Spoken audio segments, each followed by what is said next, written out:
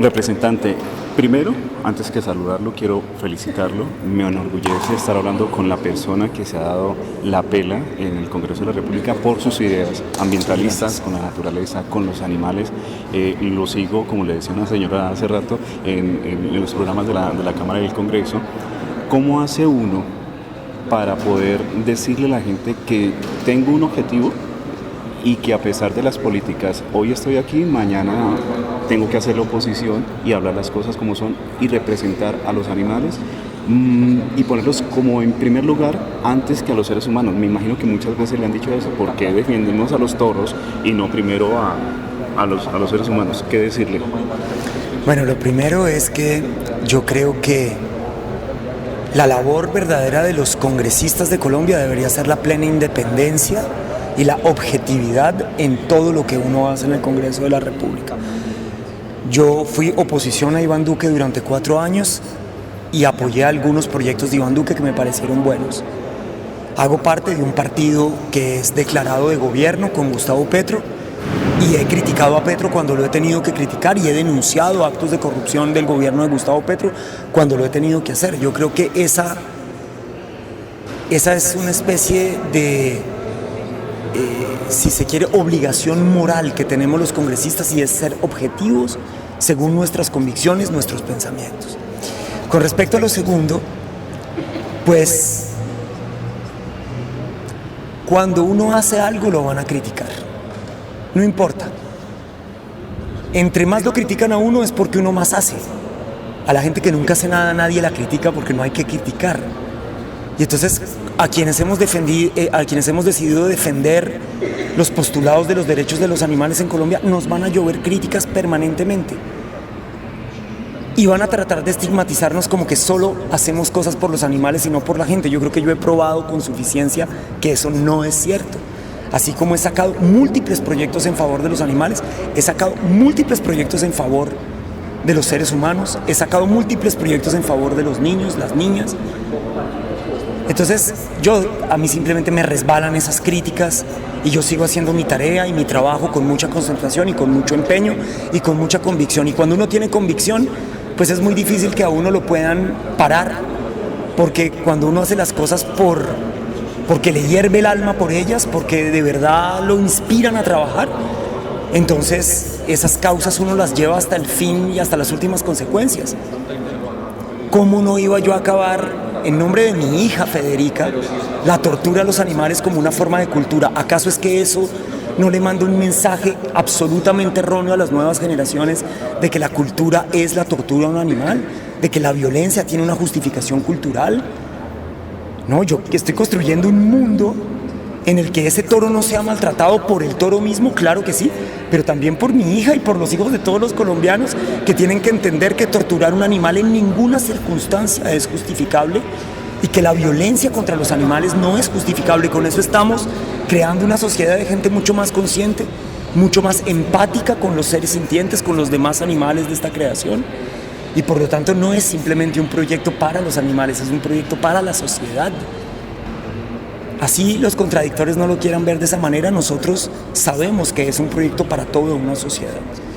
Y la gente me lo agradece no solamente por los toros y los caballos, sino me lo agradecen por sus hijos y me lo agradecen por la sociedad. Entonces yo creo que ese trabajo está siendo comprendido por la inmensa mayoría de los colombianos, así haya un pequeño reducto para los cuales la tortura a los animales sea justificable de alguna manera. Bien, estás en el departamento del Quindío. Decías, ustedes que están acostumbrados a este calorcito, no, ese departamento no era tan caluroso. Estamos viviendo una ola de calor, me imagino que a nivel zona andina, pero no era tan caluroso el departamento del Quindío. ¿Qué estamos haciendo en el departamento del Quindío desde la Cámara del Congreso? Y sobre todo quiero referirme a las corporaciones ambientales. Tenemos unos escándalos en corporaciones ambientales tremendos en Antioquia, pero aquí en el departamento del Quindío también. ¿Qué hay ahí, Juan Carlos? Bueno, yo no soy representante de Antioquia, no soy representante del Quindío, entonces digamos que por ahora yo no he tomado acciones que tengan que ver directamente con el departamento del Quindío, si bien todo lo que hacemos en el Congreso de la República pues toca la problemática a la cual tú te refieres, que es el calentamiento global en general. Decir que en el Quindío no hacía este calor y que hoy está haciendo este calor es porque el planeta entero se está calentando. De hecho, agosto del año de este agosto que acaba de terminar es el mes más caluroso en 120.000 años sobre este planeta. Y por supuesto que eso se va a sentir en Bogotá, se va a sentir en Armenia, se va a sentir en Pereira, se va a sentir en La Guajira, se va a sentir globalmente en el planeta. Y por eso las acciones que hemos emprendido son acciones que tienen, digamos, efectos en todas partes del planeta. Cuando nosotros prohibimos los plásticos de un solo uso en Colombia, no lo estamos haciendo solamente por Colombia, lo estamos haciendo por el mundo entero. Tú has visto que los plásticos viajan a través del mar y en el Pacífico colombiano hemos encontrado cajas de seda dental escritas en japonés, porque viajaron desde el Japón hasta aquí. Es que este es un solo planeta, este no es un planeta que esté dividido. Las divisiones están en nuestras concepciones humanas, pero la naturaleza no se siente dividida en ninguna parte. Entonces nuestras acciones por el Quindío son las acciones generales que hemos tomado por todo lo demás.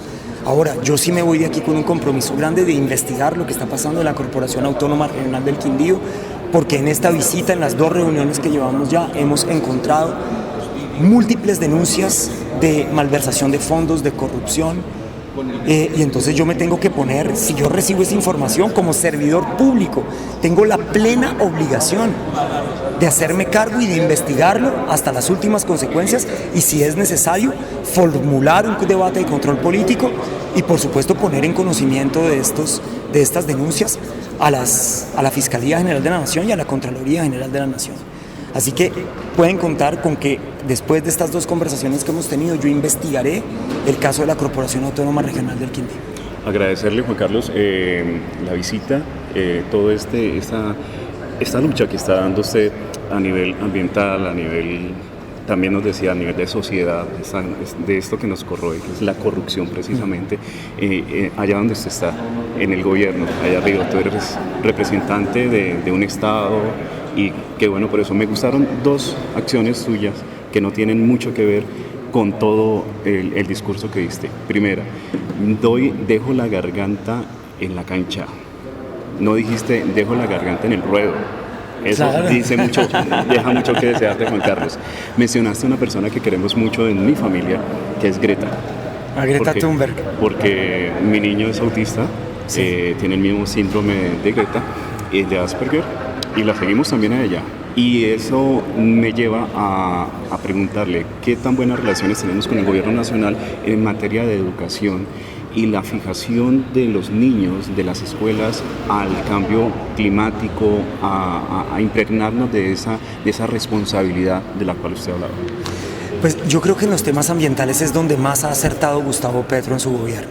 Yo tengo muchas críticas a Gustavo Petro en muchas áreas de su gobierno, pero en el tema ambiental yo creo que Gustavo Petro ha hecho una gran labor, empezando por la reducción de la deforestación, que pasó de 178.000 hectáreas en el último año de Iván Duque a 124.000 hectáreas en el primer gobierno, en el primer año de Gustavo Petro, a 84.000 hectáreas en el segundo año de Gustavo Petro. Es decir, una reducción en la deforestación que es verdaderamente admirable, y eso, el que no se lo reconozca a Gustavo Petro es porque es simplemente un sectario, así de sencillo. Creo que la mejor ministra que tiene el gobierno de Gustavo Petro, más allá de los errores que yo aquí denuncié en esta charla, es la ministra Susana Muhammad. Yo de eso no tengo ninguna duda. Ella es la titular de esa cartera donde ha habido estos resultados.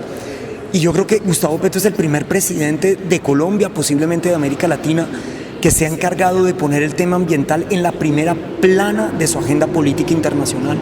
Y eso tiene un enorme valor, y tiene un enorme valor pedagógico, porque todos los colombianos estamos viendo a Gustavo Petro en Naciones Unidas hablar de los temas del clima, hablar de los temas climáticos, hablar de la necesidad de cambiar deuda por conservación.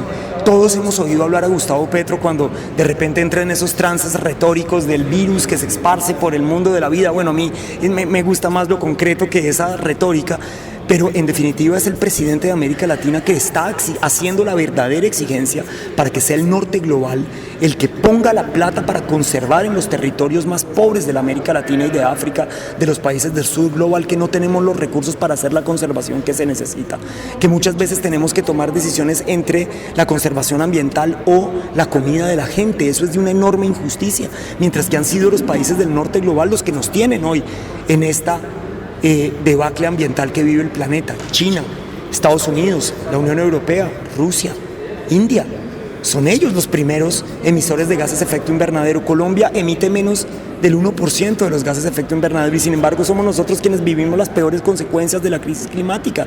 ¿Y quién ha puesto esa agenda de, si se quiere, protesta internacional de los países del sur global con respecto a esas potencias que son las que más emiten? Me parece que hoy Gustavo Petro es un referente en esa materia. Y los jóvenes de Colombia lo están viendo y saben que ese es un tema central en la agenda. Ahora, que el gobierno de Gustavo Petro podría mejorar los procedimientos de educación ambiental a través del Ministerio de Educación y el Ministerio de Medio Ambiente, no tengo la menor de las dudas que podrían hacer una mejor tarea de la que han hecho hasta hoy. Pero me parece que el presidente de la República en esa materia ha acertado más de lo que ha fracasado. Claro que hay fracasos también en esa política que son preocupantes. Tenemos 79 líderes sociales asesinados el año pasado, que es gobierno de Gustavo Petro versus 65 en la época de Iván Duque.